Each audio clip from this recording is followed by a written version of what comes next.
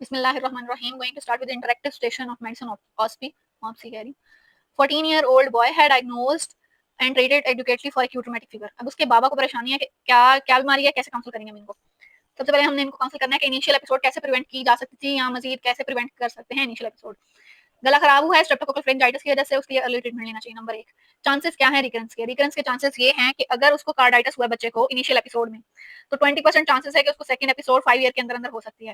लेकिन अगर 5 ईयर के अंदर अंदर नहीं है और पेशेंट जो है वो फर्स्ट एपिसोड से लेकर 25 ईयर से ऊपर है फर्स्ट एपिसोड, तब जो है उसके रिकरेंस के चांसेस जो है वो कम है, अनकॉमन है। फिर है हमारे पास सेकेंडरी प्रिवेंशन क्या कर सकते हैं। सेकेंडरी प्रिवेंशन के अंदर हमने जो है वो प्रिवेंटिव थेरेपी देनी है। प्रिवेंटिव थेरेपी डिपेंड करती है कार्डाइटिस हुआ था कि नहीं हुआ था। अगर कार्डाइटिस नहीं है तो प्रिवेंटिव थेरेपी जो है वो 21 ईयर के एज पे स्टॉप कर देंगे। अगर कार्डाइटिस हुआ था लेकिन रेसिडुअल वैल्वुलर डिजीज नहीं है तो 10 ईयर तक प्रोफाइलैक्सिस देंगे। अगर कार्डाइटिस हुआ था रेसिडुअल वैल्वुलर इन्वॉल्वमेंट में रह गई है तो 10 ईयर से लेकर कंटिन्यू करेंगे, 40 ईयर तक हम उसको जो है प्रोफाइलैक्सिस देंगे जो भी ज्यादा है या लाइफ लॉन्ग।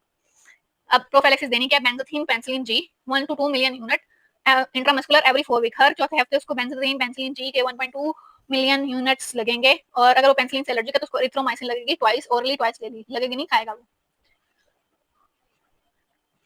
पहले सबसे पहले हमने उस शख्स का पर्सनल स्टेटस जानना है कि उसको जो है किस एक्टिव है, क्रोनिक है, क्या है। तो हमने उसका एंटी एचबी एंटीजन यानी कि क्रोनिक के लिए एचबी कोर और पीसीआर एचबी वी का डीएनए यानी हेपेटाइटिस बी वायरस का डीएनए और वायरल लोड चेक करने के लिए हमने उसको देखना है। फिर उसके ट्रीटमेंट देना उसको लैमिविडिन उसके मुताबिक या एडिगोफेरेटिकावे, और उसको पूरा उसकी जो भी बेगम होने वाली है उसको जो है फुल कोर्स ऑफ वैक्सीनेशन देना है। और इससे पहले वैक्सीनेशन देने से पहले स्पाउस का स्टेटस भी पता होना चाहिए और टिल द वैक्सीनेशन चीफ हो जाए तब तक जो है उसे अपनी सेफ्टी करनी है। नेक्स्ट है हमारे पास 25-year-old man presented to psychiatry department with sudden behavioural disorders. Behavioural disorder उसको ये है कि उसको कोई गालियां देता है, उसको लगता है कि कोई उसको गालियां दे रहा है और उस पर अटैक कर रहा है। डायग्नोसिस क्या है, इसको शिज़ोफ्रेनिया है। शिज़ोफ्रेनिया डिफरेंशियल डायग्नोसिस क्या हो सकते हैं कि वो कोई सब्सटेंस अब्यूजर हो like cannabis, church, heroin, cocaine. Drug of choice क्या है, रेस्पेरिडोन या एंटीसाइकोटिक्स देंगे इस पर्सन को। नेक्स्ट हमारे पास जो है एक 45-year-old ओबीज मैन है, टाइप 2 डायबिटीज मेलाइटिस है, इसको वेट रिड्यूसिंग डाइट और ओरल हाइपरग्लाइसीमिक पे है। वो long term communication of diabetes के बारे में परेशान है, हमने उसको उसके बारे में गाइड करना है, डिफरेंट उसको चेकअप के लिए बताना है कि क्या वो कर सकता है, कैसे प्रिवेंट कर सकता है और ओरल हाइपोग्लाइसीमिक कैसे कौन कौन से ग्रुप यूज हो सकते हैं। मैक्रोवेस्कुलर कॉम्प्लिकेशन होती है डायबिटीज की और माइक्रोवेस्कुलर कॉम्प्लिकेशन होती है। मैक्रोवेस्कुलर कॉम्प्लिकेशंस के अंदर हमारे पास कार्डियोवेस्कुलर डिजीजेस होती हैं, stroke, cerebrovascular stroke, cardiovascular ischemic heart disease and peripheral vascular intermittent claudication या एम्पुटेशन, डायबिटिक फुट हो सकता है उसको। माइक्रोवेस्कुलर में रेटिनोपैथी, न्यूरोपैथी, नेफ्रोपैथी। अब ओरल हाइपोग्लाइसीमिक के जो डिफरेंट ग्रुप्स वो यूज कर सकता है वो सल्फोनाइल यूरिया, बायगोनाइट्स, मिटिग्लिटनाइट्स, थायोजोलिडीन डायोन और ग्लूकोज साइडेज इनहिबिटर। के अलावा हमने उसको काउंसिल करना है डाइट एक्सरसाइज के बारे में कि वो जो है कार्बोहाइड्रेट्स कम ले या फिक्स अमाउंट के अंदर ले और रोज एक जितनी ही एक्सरसाइज या वॉक करे, कम या ज्यादा ना करे, और किसी चीज कोर्स वगैरह वाली चीजें वो खा सकते हैं जितनी मर्जी। नेक्स्ट हमारे पास है 25-year-old मेल स्मोकर है और ओपीडी में आया हेडेक और सक्सेसिव ब्लड प्रेशर रीडिंग 160/100 के करीब। क्या है इसको, इन्वेस्टिगेशन क्या करेंगे, मैनेजमेंट क्या करेंगे। इन्वेस्टिगेशन के अंदर हम क्या करेंगे, उसको कहेंगे कि अपना जो है चूंकि पर्सन जो है वो 25-year-old है, एज जो है वो हाइपरटेंशन के लिए कम है, तो सेकेंडरी कॉजेस को रूल आउट करेंगे हम। डॉपलर अल्ट्रासाउंड करेंगे, रीनल आर्टरी का ब्लड यूरिया नाइट्रोजन देखेंगे, क्रेटिनिन देखेंगे, यूरिनरी मेटानेफ्रिन्स देखेंगे, फियोक्रोमोसाइटोमा के लिए कौन सिंड्रोम यानी कि उसकी सेकेंडरी हाइपरटेंशन की कॉजेस को हम रूल आउट करने के लिए टेस्ट करेंगे। Organ target and organ damage देखेंगे, उसके रिस्क फैक्टर देखेंगे, ECG, lipid profile, urine analysis. Management के अंदर लाइफस्टाइल मॉडिफिकेशन, वेट रिडक्शन का कहेंगे, stop smoking, dietary salt restriction करेंगे। इसके अलावा हम उसको एंटी हाइपरटेंसिव के डिफरेंट ग्रुप्स के यूजेस बताएंगे, जैसे एस और एआरबीज जो हैं।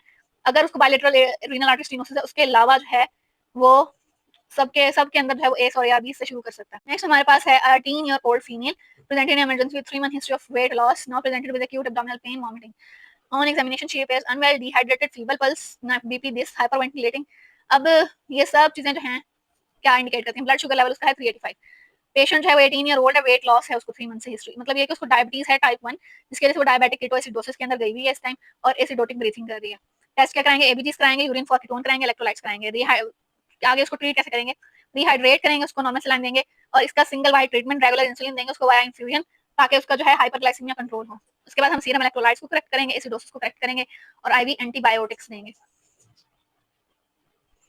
नेक्स्ट हमारे पास है पेशेंट है जिसको हमने डिस्चार्ज करना है warfarin therapy for DVT. Patient जो है वो कुछ क्वेश्चन पूछना चाहता है कि मेडिकेशन मुझे क्यों दी है, इस मेडिकेशन की क्या प्रिकॉशन है जो मुझे करनी है, क्या डाइटरी इंस्ट्रक्शंस हैं, क्या साइड इफेक्ट हैं इसके यूज के। वारफरिन जो है वो ब्लड क्लॉटिंग की प्रिवेंशन के लिए यूज होती है और ये हमारे पास लार्जर आर्टरीज को जो है वो ब्लड क्लॉटिंग से प्रिवेंट करती है। ये प्रेस्क्राइब करते हैं उन लोगों में जिनमें इरेगुलर हार्ट बीट हो, प्रोस्थेटिक वॉल्स डले हुए हों, हार्ट अटैक हुआ हो, जिनको वारफरिन जो है वो वीनस थ्रोम्बोसिस, डीवीटी और वगैरह से पुल्मोनरी एम्बोलिज्म से प्रिवेंट करती है। ये ब्लड थिनर के तौर पे एक्ट करती है। वारफरिन जो है वो सेम टाइम लेनी है रोज, कभी कम ज्यादा नहीं करनी डोज उसकी खुद से, और उसकी जो डोज हमने दी हुई है अगर उससे कम ज्यादा कर रहे हैं तो फिर फौरन डॉक्टर को बताना है। Doctor tell your doctor what prescription and non prescription medical, और सारी मेडिकेशन का भी बताना है कि क्या ले रहे हैं, क्योंकि वारफरिन जो है वो CYP का इंड्यूसर या इनहिबिटर में से एक है, और खुद से मेडिकेशन जो है डॉक्टर से पूछे बगैर इस्तेमाल नहीं करनी। अब अगर इसके अलावा कोई जो इन्वेस्टिव प्रोसीजर है तो आपने डॉक्टर को बताना है कि आप वारफरिन ले रहे हैं। अब डाइट के बारे में ये है कि नॉर्मल हेल्दी डाइट कुछ भी ले सकते हैं, विटामिन के जिसमें हो मोस्टली वो डाइट लें, उस डाइट को प्रेफर करें, लेकिन ज्यादा लीफी ग्रीन वेजिटेबल्स वगैरह ना खाएं, ऑयल ना खाएं, ताकि लार्ज अमाउंट में विटामिन के ना आए बॉडी के अंदर। इसके अलावा जो है जूसेस और प्रोडक्ट्स जिसके लाइक क्रैनबेरीज वगैरह इसको अवॉइड करना है। वारफरिन का साइड इफेक्ट ब्लीडिंग है, क्योंकि ब्लड को थिन करती है, तो ये ब्लीडिंग और ब्रूजिंग कॉज करती है। अगर इसके सिम्टम्स आए तो डॉक्टर के पास जाएं। नेक्स्ट स्टेशन है 25-year-old lady had first episode of tonic-clonic fits with tongue bite, urinary incontinence, anxious, उसके फादर एंशियस है, वरीड है, इलनेस के बारे में बताना है। एपिलेप्सी हुई है, उसको इन्वेस्टिगेट कैसे करेंगे? एपिलेप्सी की इन्वेस्टिगेशन में ईजी, सीटी और एमआरआई करते हैं। जनरल मेयर्स ये है कि उसको आग, पानी और ड्राइविंग, इन तीनों चीजों से दूर रखना है जो भी, क्योंकि अगर उसको सीजर हो जाएंगे तो ये चीजें उसकी जिंदगी जो है वो मसला हो जाएगा जिंदगी के लिए। और प्रोज और cons starting the drug therapy, हमने जो है आहिस्ता आहिस्ता ब्लड के अंदर जो है वो लेवल को मेंटेन करना है। एपिलेप्टिक ड्रग के पहले एक गोली से स्टार्ट करेंगे, अगर एक गोली से उसको आराम नहीं आता तो फिर उसको 2 गोलियां करेंगे, फिर उसके बाद उसकी 3 गोलियां करेंगे। अगर फिर भी आराम नहीं आता फर्स्ट लाइन ड्रग से तो फिर हमने जो है सेकंड लाइन ड्रग पे उसको शिफ्ट करना है। नेक्स्ट हमारे पास है 19-year-old boy presented in emergency with generalized muscle rigidity, catatonic posturing, high grade fever, developed 2 days ago. Company documents reveal he has been flufenazine and haloperidol 2 months ago for paranoid schizophrenia. अब ये जो है फ्लूफेनाजीन और haloperidol, ये जो है एक बीमारी कॉज करते हैं जिसको न्यूरोलेप्टिक मैलिग्नेंट सिंड्रोम कहते हैं। ये रिलेटिवली रेयर होता है, लेकिन फैटल रिएक्शन होता है एंटीसाइकोटिक ड्रग्स का। इसकी clinical features hyperthermia, muscle rigidity, autonomic instability आती है और पोस्चरिंग आती है। उसके अलावा जो है कॉन्शियसनेस का लेवल जो है वो अल्टर करता है। रिस्क क्या होते हैं? What factor in the history would help you to predict likelihood of this manifestation? Lithium की मैनिफेस्टेशन। इसके अलावा यंगर पेशेंट था, वो wide range of dopamine receptor या डोपामाइन डिप्लीटिंग एजेंट्स हमने दिए उसको, इसकी वजह से उसको न्यूरोलेप्टिक मैलिग्नेंट सिंड्रोम हो गया। But clinical finding and lab investigation confirm करेंगे डायग्नोसिस को। उसका CSF, CT, EEG slow waves show करेगा। TLC और क्रेटिनिन फॉस्फोकाइनेज लेवल जो है वो एलिवेटेड होंगे। नेक्स्ट है हमारे पास 18-year-old फीमेल है, presented with 2-day history abdominal pain, vomiting की, डिहाइड्रेटेड फीवर, पल्स है, बीपी, दिस और सेम शुगर, वही डायबिटिक कीटोएसिडोसिस का सिनेरियो। एबीसीज करेंगे, यूरिन फॉर कीटोन, इलेक्ट्रोलाइट करेंगे, डिहाइड्रेट करेंगे, इंसुलिन देंगे, सीरम इलेक्ट्रोलाइट की करेक्शन करेंगे, एसिडोसिस की करेक्शन करेंगे अगर पीएच 7.1 से कम है, बाइकार्बोनेट जो 10 से कम है, और आईवी एंटीबायोटिक्स देंगे। नेक्स्ट स्टेशन ये है कि एक पेशेंट है जो कि CID का पेशेंट है, secondary to hepatitis C, emergency में है, स्टेट ऑफ शॉक में, हेमाटोमेसिस के साथ। अब हमने क्या करना है?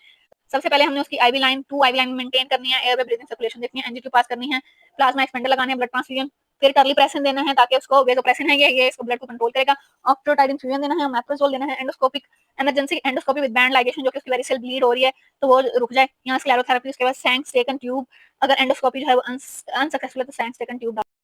बिस्मिल्लाहिर्रहमानिर्रहीम, going to start with list of instrument use in general medicine. सबसे पहले हमारे पास यूज होता है स्टेथोस्कोप। स्टेथोस्कोप मूवमेंट्स को यूज, हार्ट साउंड्स हियर करने के लिए यूज होता है, like heart beat, intestinal movement, breath sounds. फिर रिफ्लेक्स टेस्टिंग हैमर यानी रिफ्लेक्स हैमर, ये मोटर रिफ्लेक्सेस को यूज करने के लिए यूज होता है। स्पिग्मोमैनोमीटर यानी ब्लड प्रेशर को चेक करने के लिए यूज होता है। थिन बीम इलेक्ट्रिक टॉर्च, ये आईज बॉडी नेचुरल ऑरिफिस को देखने के लिए यूज होती है। पिपली राइट रिफ्लेक्स चेक करने के लिए यूज होती है। वॉच, यहाँ स्टॉप वॉच, ये हार्ट रेट, रेस्पिरेटरी रेट वगैरह कैलकुलेट करना होता है। मेजरिंग टेप, साइज को मेजर करते हैं। वेइंग मशीन, वेट रिकॉर्ड करते हैं। ट्यूनिंग फोक, डेफनेस, और उसको कैटेगराइज करते हैं। Kidney dish, different instruments, gauze, tissue वगैरह रखने के लिए करते हैं। बेड पैन, ये पेशेंट जो अनकॉन्शियस होते हैं या जो टॉयलेट नहीं जा सकते उनके लिए यूज होता है। थर्मोमीटर, बॉडी टेम्परेचर को रिकॉर्ड करते हैं। Gas cylinder, oxygen, nitrous oxide, carbon dioxide को यूज के लिए यूज करते हैं। ऑक्सीजन मास्क, ऑक्सीजन या एरोसोलाइज्ड या गैसियस ड्रग्स के लिए यूज करते हैं। वेपराइजर, वेपर बनाने के लिए यूज करते हैं। फिर हमारे पास इंस्ट्रूमेंट स्टेरिलाइजर आते हैं, ये स्टेरिलाइज करने के लिए यूज होते हैं ऑटोक्लेव के एब्सेंस में। जहाँ पे ऑटोक्लेव होगा वहाँ पे ऑटोक्लेव से स्टेरिलाइज करेंगे हम इंस्ट्रूमेंट को। ड्रेसिंग ड्रम्स, ये storage of gown, cotton, linen के लिए यूज होते हैं। नेबुलाइजर, एरोसोल ड्रग्स के लिए यूज होते हैं। Positive pressure ventilation, mechanical ventilation के लिए यूज होते हैं। लाइफ सपोर्ट के कंपोनेंट है। कार्डियो वर्टर या डिफिब्रिलेटर, एरिथमिया से प्रिवेंट करते हैं। डायलाइजर से टॉक्सिक मटेरियल रिमूव करते हैं बॉडी से। रबर कैथेटर जो है वो ड्रेन और कलेक्ट यूरिन के लिए होता है। सिरिंजेस, इंजेक्शन या एस्पिरेशन ऑफ ब्लड और फ्लूइड के लिए होता है। कैनुला, ये हमारे पास आईवी इन्फ्यूजन या इंजेक्शन वगैरह देने के लिए यूज होता है। ट्रांसफ्यूजन से ब्लड ट्रांसफ्यूजन या ब्लड प्रोडक्ट्स को ट्रांसफर करने के लिए यूज होता है। Sucker for sucking of blood and excretion. GIT tubes, NG होती है, स्टमक ट्यूब होती है, 11 ट्यूब होती है। ये सारे जो है वो फूड्स देने के लिए, ड्रग्स देने के लिए, एनजी सक्शन के लिए वगैरह यूज होते हैं। इसके बाद और भी ट्यूब्स होती हैं जैसे कैहेस ट्यूब, इन्फेंट फीडिंग ट्यूब, ये सारी एक ही काम आती हैं जैसे एनसीआरटी। स्पेक्टिकल्स रिफ्रैक्टरी एरर को कनेक्ट करने के लिए, एनीमा सेट एनीमा करने के लिए, रेक्टम से फीसिस को रिमूव करने के लिए, बैंडेज किसी भी जगह पे हमने प्रोटेक्शन देनी है, पिपेट्स और ड्रॉपर ये डोजेस ऑफ लिक्विड वगैरह के लिए, ग्रेजुएटेड स्पून ये भी डोजेस ऑफ लिक्विड के लिए यूज होता है, ऑप्थेल्मोस्कोप रेटिना के लिए, ऑटोस्कोप एक्सटर्नल एयर कैविटी के लिए, एंडोस्कोप डिफरेंट एरिया के लिए, different oesophagus, stomach, upper intestine, bile, trachea, bronchi, lobule, कहीं भी जो हमने विजुअलाइज करना है with camera, proctoscope anal canal और रेक्टम के लोअर पार्ट के लिए, linen for dressing and draping, bed bottle stands, cotton gauze and ties, antiseptics और ग्लव्स, ये चीजें जो है हॉस्पिटल में यूज। अब ये डिफरेंट चीजों की पिक्चर है, ये clinical mercury manometer, stethoscope, tuning फोक, ये रिफ्लेक्स हैमर आ गया, फिर उसके बाद क्वींस रिफ्लेक्स हैमर, फिर उसके बाद मर्करी के थर्मोमीटर्स, वेट स्केल, फिर ये दोबारा से वही है, और उसके बाद फिर kidney dish, bed pan, cylinder of oxygen, nebuliser, फिर उसके बाद high frequency ventilator, defibrillator, haemodialysis machine, फिर उसके बाद सिरिंजेस, पोली कैथेटर, आईवी कैनुला के डिफरेंट पार्ट्स हैं, फिर उसके बाद blood transfusion set, spectacles, enema bulb, फिर उसके बाद ये एनीमा सेट है, उसके बाद हमारे पास बैंडेज है, एंडोस्कोप है, ऑप्थेल्मोस्कोप है, फिर वो इंस्ट्रूमेंट्स जो कि कॉमनली आस्क होते हैं हॉस्पिटल के अंदर, ये हमारे पास है लेरेंजोस्कोप। लेरेंजोस्कोप के डिफरेंट पार्ट्स होते हैं, लेरेंजोस्कोप से हम जो है वॉइस बॉक्स या लेरिंग्स को एग्जामिन कर सकते हैं डिजीज ऑफ लेरिंग्स के लिए और ईटीटी पास करने के लिए। लेरेंजोस्कोप के हैंडल होता है स्मूथ लाइटेड ट्यूब होती है और ब्लेड होता है। फिर इसके बाद हैंडल जो है, हैंडल के अंदर बैटरी पैक होता है और लाइट सोर्स जो है वो ब्लेड के अंदर होता है।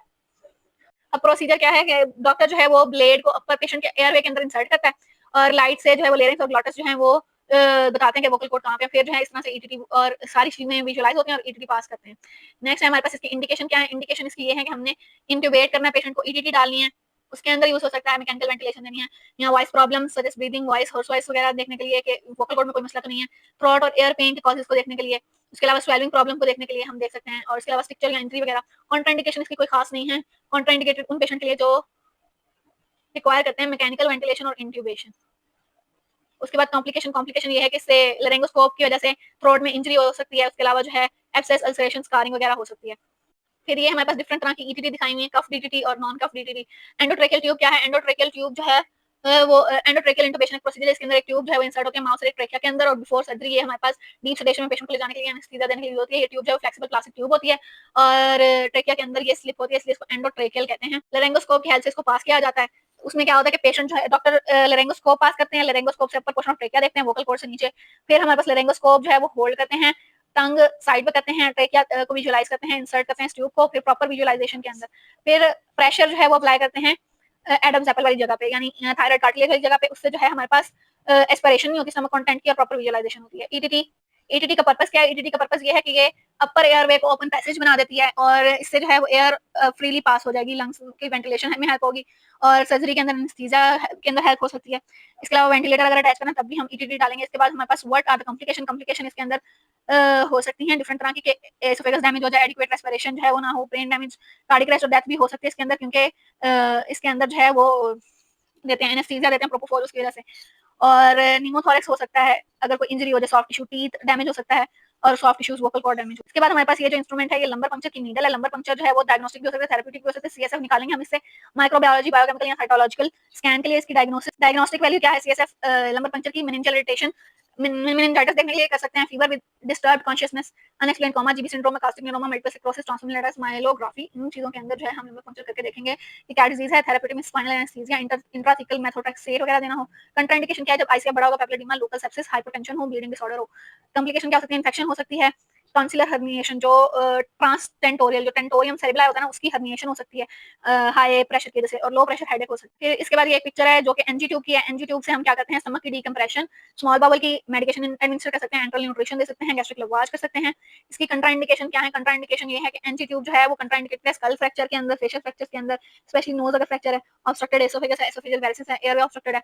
कॉम्प्लिकेशन क्या हो सकता है, नोज ब्लीड, साइनसाइटिस, थ्रोट वगैरह हो सकता है इसकी वजह से, एसोफेगस परफोरेट हो सकता है, पल्मोनरी एस्पिरेशन हो सकता है। इसमें ये होता है कि हमने एनजी ट्यूब लेनी है और उसको मेजर करना है कान से लेकर जिफाइड प्रोसेस तक, फिर हमने जो है नोज टू एयर और फिर down to the xiphoid process measure करते हैं, फिर उसको ऑरेंज वाला लगा देते हैं।